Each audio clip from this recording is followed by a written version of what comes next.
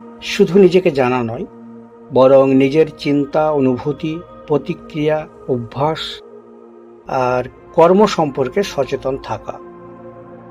আমরা কখনো রাগ করি, কখনো অহংকারে ভেসে যাই, আবার কখনো ভালোবাসা ও করুণায় ভরে উঠি।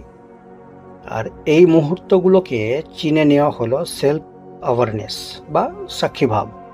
একটি বিষয় যদি লক্ষ্য করেন তো দেখবেন, আমরা নিজের কর্মে যতটা সচেতন না থাকি, অপরের কর্মের প্রতি বেশি সচেতন থাকি। কিন্তু আজ থেকে দৃঢ় সংকল্প করুন, যাতে করে সম্পূর্ণ ধ্যান নিজের কর্মের প্রতি দিতে আমরা সক্ষম হই।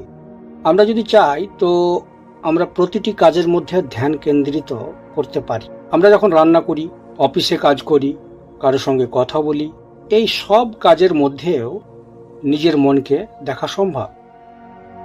কখনো আমাদেরকে কেউ অপমান করে কিংবা কটু